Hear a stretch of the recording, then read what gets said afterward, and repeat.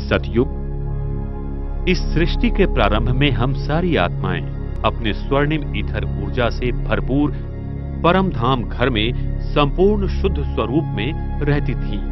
तब परम धाम का केंद्रीय गुरुत्वीय बल शून्य रहता है, साथ साथ पृथ्वी का भी केंद्रीय गुरुत्वीय बल शून्य रहता है। इस पृथ्वी पर तब हम आत्माएं देवी देवताओं के पवित्र स्वरूप में रहते थे।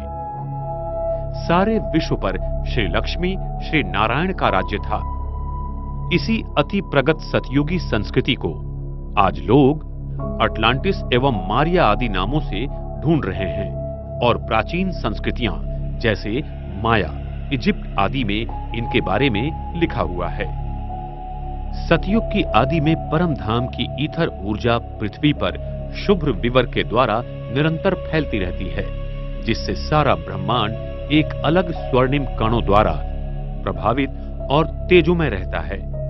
इस ईथर ऊर्जा की अखंड प्रवाह के कारण इस पृथ्वी पर जीव सृष्टि अपनी अति सतोप्रधान अवस्था में रहती हैं।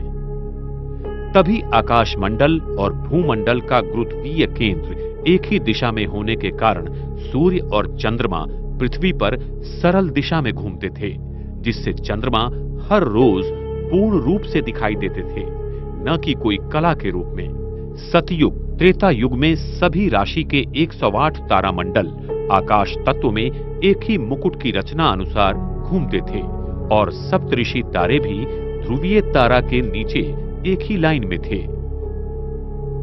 इस समय प्रकाश की गति बहुत धीमी होने के कारण दिन और रात भी 21-21 घंटे के थे। आकाश तत्व का घूमना भी धीमी गति से था, क्योंकि तब विश्व की घनता भी कम थी। ये सारा नजारा सतयुग और त्रेता युग में 2500 वर्ष तक सदा चलता रहता है। हमारी कुंडलिनी शक्ति हमारे सहस्र चक्र में सदा विराजमान थी, क्योंकि हमारी मानसिक स्थिति आत्म अभिमानी थी। इस स्थिति के कारण हमारे अंदर इथर शक्ति का प्रवाह ध्रुवीय तारा के द्वारा निरंतर था और सारा तारामंडल हमारे संकल्पों पर चलता था। सतयुग के आदि में पृथ्वी में पारा की मात्रा बहुत थी और पृथ्वी का केंद्रीय गाभा पारा की इसी चारों बाजू से पूरी तरह भरा हुआ था। ये पारा ईथर शक्ति को खींचता है और पृथ्वी के केंद्र को चार्ज करता रहता है, जिससे पृथ्वी में चुंबकीय शक्ति का निर्माण होता है। सतयुग में पृथ्वी के चुंबकीय शक्ति मोनोपोल थी और उसके सारे ऊर्जा केंद्र एक ही जगह केंद्रित थे, जिसके कारण फिर अक्षांश और रेखांश नहीं थे और पृथ्वी का भूभाग कमल की तरह बना हुआ था। सागर का पानी मीठा और शुद्ध था, जिसमें नमक जरा भी नहीं था। सागर पृथ्वी के सारे भूभाग पर चक्रीय तालाब की तरह फैला हुआ था, जो अभी दक्षिण ध्रुव के उस पार भी है, और सागर इतना गहरा भी नहीं था। हर जगह उस भूतल को हम देख सकते हैं। इतना सागर का पानी स्वच्छ, शुद्ध और पारदर्शक था। इस युग में हम मनुष्य आत्माओं की सतो प्रधान अवस्था के कारण प्रकृति हमारे आदेशों पर चलती थी। सतयुग के पुष्पक विमान टेस्ला कॉइल की प्रणाली पर ईथर ऊर्जा द्वारा चलते थे और वो हमारे संकल्प द्वारा नियंत्रित किए जाते थे। वहां पर सोने के महल होंगे जो कि हीरों से जड़े हुए होंगे। वहां पर विज्ञान अपनी सतो प्रधान की चरम सीमा पर था। सतयुग में दो प्रकार के खनिज पत्थर होते हैं, एक किम्बरलाइट और दूसरा लिम्प्रोलाइट, जिसमें बहुत प्रकार के हीरे पाए जाते हैं। इनमें प्रकाश की किरणें अनेक रंगों में परिवर्तित तथा उत्सर्जित करने की क्षमता बहुत ज्यादा है।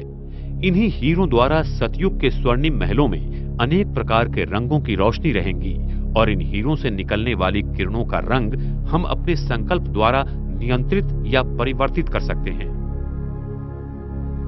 सतयुग में प्रकाश कणों की प्रकाश कोण डायनेमिक होती है, जिसके कारण जब विश्व महाराजन संकेत करेंगे कि दिन, तो सूरज की प्रकाश कणों का प्रकाश शंकु 180 अंश कोणीय में खुल जाएगा और सारी धरती पर एक ही समय दिन होगा, और जब रात का संकल्प करेंगे तब सारी पृथ्वी पर रात होगी। लेकिन उस समय चंद्रमा पर पड़ी हुई सूरज की किरणों का प्रतिबिंब धरती पर आएगा और चंद्रमा हर दिन पूर्ण रूप में रहेगा। चंद्रमा की किरणों का प्रकाश शंकु का कोणीय नियंत्रण भी हमारी संकल्प शक्ति द्वारा होगा। सतयुग में हमारा डीएनए 12 तंतुओं का बनेगा, जिससे हमारा शरीर अति सुंदर, शक्तिशाली और सूक्ष्म शक्तियों से भरपूर होगा, जिससे हमारी आयु 150 साल होगी और हम बूढ़े नहीं होंगे। हम अपनी इच्छानुसार शरीर को त्याग देंगे। हमारे मस्तिष्क पर तेजोमय वलय सदा रहेगा। इसीलिए मंदिरों में देवताओं के आगे दिए जलाते हैं, क्योंकि उनकी आत्म ज्योति सदैव जलती थी।